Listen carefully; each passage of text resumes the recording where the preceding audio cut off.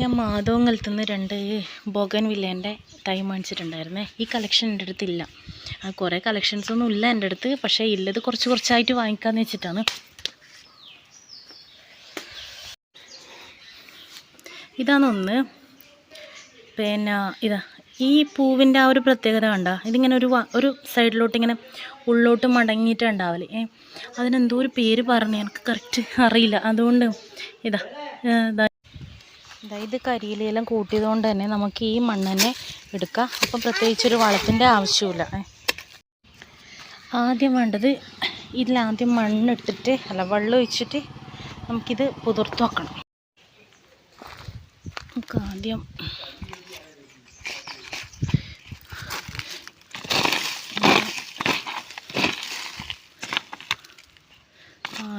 മണ്ണെടുത്തിട്ട്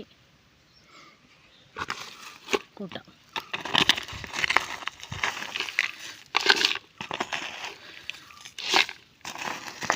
ഇതൊന്നും ഞാൻ ചേർക്കുന്നില്ല. ഇതുപോലത്തെ പ്ലാസ്റ്റിക്കെല്ലാം ഉണ്ടെങ്കിൽ ഒഴിവാക്കിക്കേ.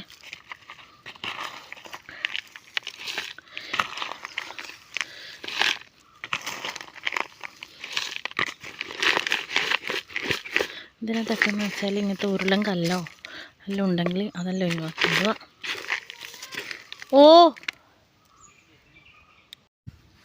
എൻ്റെ നല്ല കറുത്ത മണ്ണാണ്. അപ്പം പിന്നെ ഇതാ ചെടി ഇതുപോലെ ഇളകി കിട്ടും. ഇനി ഞാൻ ഇതെടുത്ത് നടട്ടെ. കണ്ട, ഇതുപോലെ വേരുണ്ട്. ഇതുപോലെ ഇതിലേക്ക് നട്ടു കൊടുക്കാം. എന്നിട്ട് നമുക്ക് അതിൽ മുകളിലേക്കൂടെ മണ്ണിട്ട് കൊടുക്കാം. എന്നിട്ട് കാണിച്ചേ. അപ്പം ഇത് നട്ടു കൊടുത്തു. 2 ടൈപ്പ് കടലാസ് പൂവിൻ്റെ നട്ടു കൊടുത്തു. ഇനി നമുക്കതിൽ വെള്ളം ഒഴിച്ച് ആദ്യം തണലത്ത് വെച്ച് കൊടുക്കും. ഒരാഴ്ച അല്ലെങ്കിൽ ഒരു 2 ആഴ്ചത്തോളം തണലത്ത് വെച്ച് അത് പുതിയ നാമ്പ് വരുമ്പോൾ നമുക്ക് വെയിലത്തോട്ട് വെക്കാം. ഈ കടലാസ് പൂവിൻ്റെ പ്രത്യേകത എന്ന് പറഞ്ഞാൽ എല്ലാവർക്കും അറിയായിരിക്കും. അതായത് മെയിൻ്റെനൻസ് കുറവാണ്. പിന്നെ എപ്പോഴും വെള്ളം ഒഴിച്ച് കൊടുക്കണമെന്നില്ല.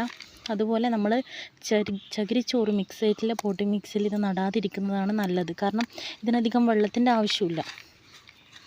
മണ്ണ് നല്ല ഡ്രൈ ആയിട്ടുണ്ടെങ്കിൽ മാത്രം 1 കപ്പ് വെള്ളം ഒരു ചട്ടിയിലാണെങ്കിൽ അങ്ങനെ മാത്രം ഇട്ട് കൊടുത്താൽ മതി.